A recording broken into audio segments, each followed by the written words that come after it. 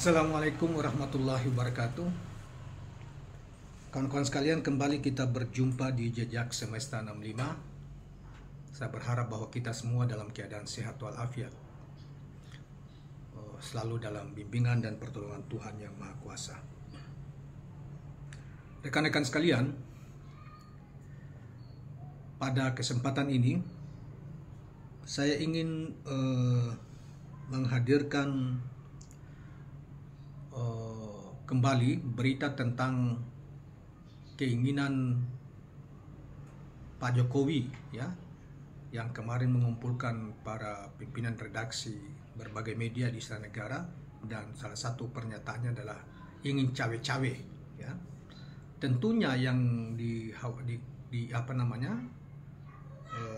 cawe-cawe dalam benak kita selama ini, yang karena sudah berapa kali diucapkan, dipopulerkan, kata yang dipopulerkan berbagai kalangan, maka yang dimaksud adalah di pemilu atau pencapresan di pilpres yang akan datang. Nah, tetapi saudara sekalian, cawe-cawe juga kita mesti mempersoalkan kalau Pak Jokowi cawe-cawe di ranah legislatif maupun di yudikatif. Karena itu dimaknai sebagai Pak Jokowi sebagai kepala pemerintah dan presiden ikut mencampuri urusan badan-badan yang lain yang bukan urusan pemerintahannya secara langsung. Nah, tetapi kawan-kawan sekalian, banyak politisi yang menafsirkan bahwa cawe-cawe yang dimaksud Jokowi adalah soal pencapresan, ya, ikut campur dan mewarnai keputusan-keputusan partai politik yang berkoalisi yang mendukung beliau selama ini.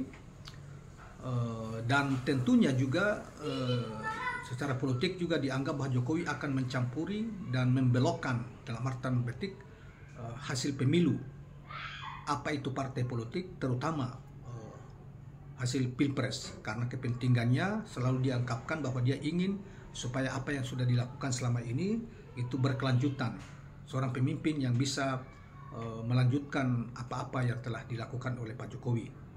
Nah, dalam kaitan ini ditanggapi oleh petinggi partai PDIP, yaitu Bambang Pacul misalnya, hari ini yang dimuat oleh Gelora Media 30 Mei 2023. Saya melihat ini adalah sebuah peringatan kepada Pak Jokowi, walaupun oleh wartawan menulis judul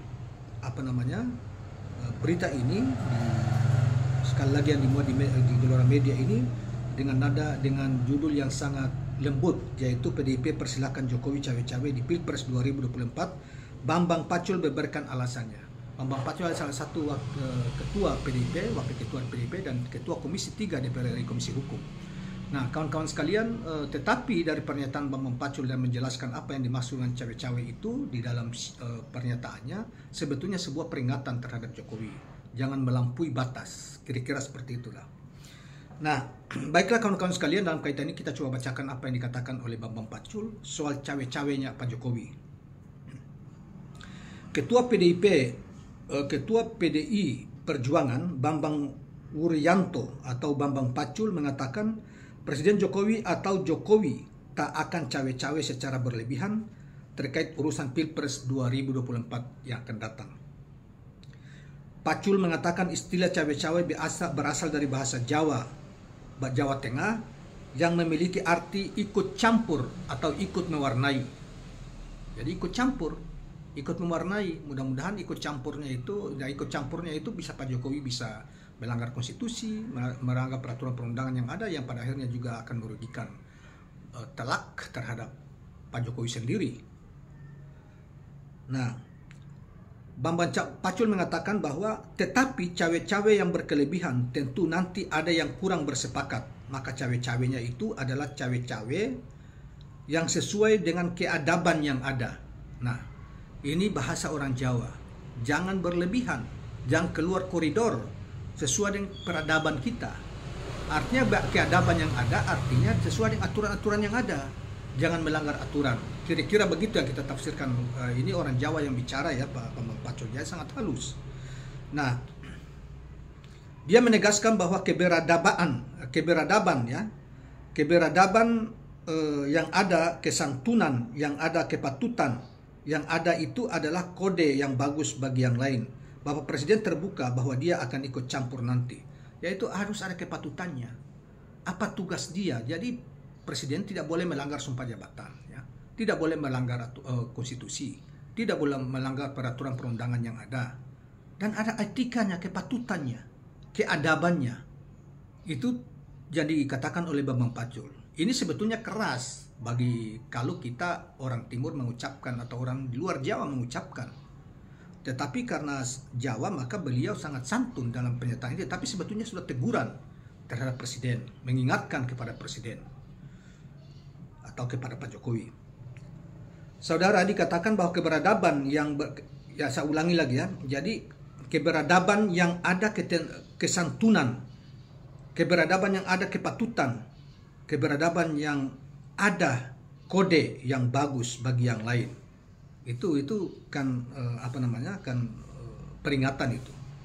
Menurut dia urusan penetapan pasangan capres-cawapres merupakan hak prerogatif partai-partai politik dan tidak bisa diintervensi oleh pihak lain.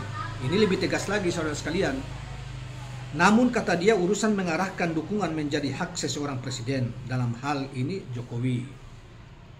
Kalau nanti ikut campurnya di dalam penetapan capres-cawapres itu kan urusan partai, tapi setelah itu Pak Jokowi kan punya pasukan yang yaitu musyawarah rakyat itu, yang namanya musra itu kan yang dipelihara selama bertahun-tahun ini kan oleh Pak Jokowi adalah relawan Pak Jokowi yang mungkin mau diarahkan kemana musranya itu kan Pak Presiden.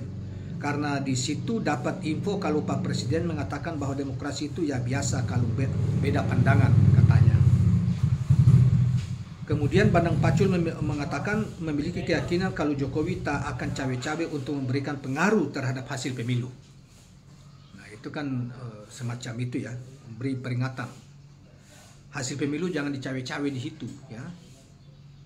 Bisa ditangkap Pak Jokowi ini kalau hasil pemilunya dicoba-coba untuk diotak-atik, untuk dibelokkan. Kemudian Pak Bang Pacul mengatakan secara langsung bahwa enggak dong, itu maka saya katakan kepatutannya cawe-cawe dalam bahasa Jawa ada kepatutannya. Enggak boleh cawe-cawe mengintervensi. Itu enggak boleh. Itu. Ya Pak Jokowi ingat ini pimpinan petinggi partai PDIP yang bicara. Jangan intervensi. Soal pencapresan dan lain sebagainya itu adalah urusan otonomi partai-partai. Kalau Anda ikut campur, Anda bisa ditinggal oleh partai-partai dan tidak dihirau. Apalagi kalau misalnya ikut mewarnai hasil pemilu, bisa ditangkap Pak Jokowi, bisa dianggap sebagai melakukan kejahatan terhadap demokrasi, kejahatan terhadap konstitusi, pelanggaran terhadap konstitusinya bisa ditangkap. Jadi Pak Jokowi harus hati-hati di sini. Silakan cawe-cawe, tetapi kalau didengar, kalau tidak, kalau didengar oleh partai-partai, ya kalau enggak, sekarang kan setidaknya PDIP tidak mendengarkan lagi, karena memang itu otonominya mereka, otonominya pimpinan partai atau partai-partai untuk mencalonkan anggota legislatif, mencalonkan pasangan capres-cawapres. Itu bukannya urusan presiden. Pak Jokowi harus mengerti soal ini.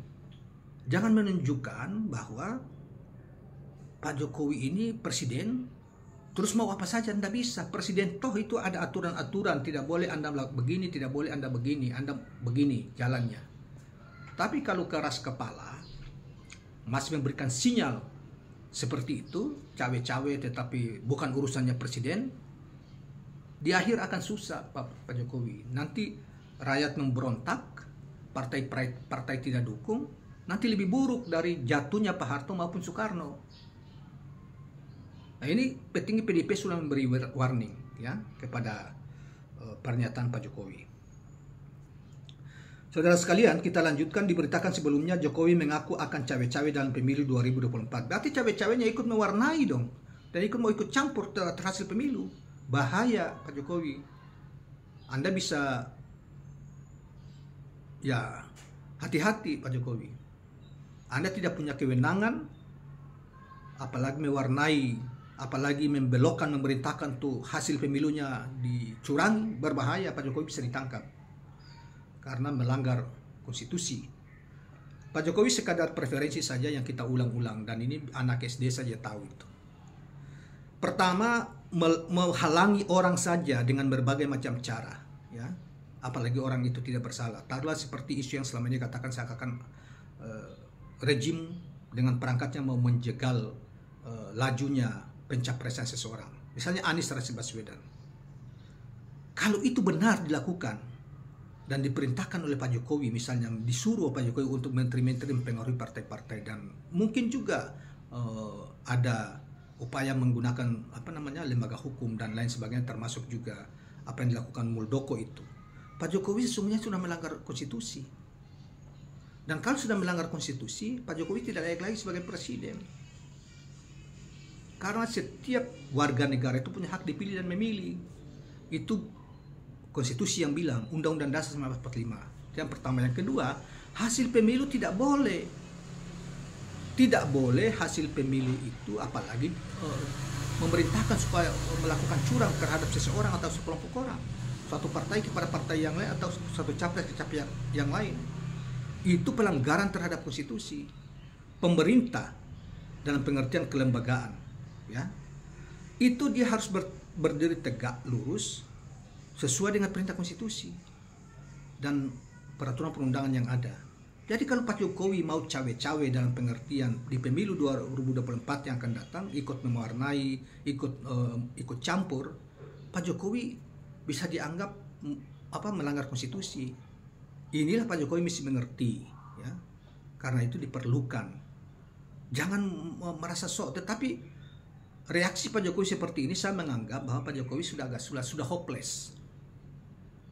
Sudah tidak punya harapan lagi karena PDIP juga tidak mau diintervensi. Sekarang mungkin yang masih bisa dimain-mainin ya dijanji-janjikan beberapa partai seperti Prabowo, Caimin, ya. Mungkin juga Golkar dengan ini. Tapi kalau yang lain sudah enggak, Pak Surya Paloh sudah mau. Karena ini memang ranahnya. Presiden tidak boleh ikut terlalu dalam soal-soal seperti ini. Sebetulnya mereka, Ibu Mega maupun Surya Paloh maupun yang lain-lain itu sebetulnya ingin presiden selamat dengan baik, soft landing gitu loh. Mereka juga tidak ingin, PDIP juga tidak ingin mencurangi orang lain. Demikian juga yang lain-lain. Karena itu Pak Jokowi kalau mau cawe-cawe, ya mungkin seperti yang dikatakan oleh Rocky Gerung, ya si ibarat bebek lumpuh, wok tapi tidak ada yang dengar. Nah, Pak Jokowi ya dia tes, jadi saya kira banyak sekali saudara sekalian nanti ada ini tanggapan negatif terhadap pernyataan Jokowi ini karena ikut main mempengaruhi, ya, mengatur hasil pilpres, apalagi mengatur hasil pilpres dan pemilu. Pak Jokowi bisa suatu ketika mohon maaf, kita harus gunakan kata ini, bisa digantung oleh rakyat karena dianggap melanggar konstitusi, melakukan kejahatan terhadap proses konstitusi. Nah, hati-hati Pak Jokowi. Demikianlah kawan-kawan sekalian, jangan sampai jangan lupa subscribe, like dan share channel ini. Assalamualaikum warahmatullahi wabarakatuh.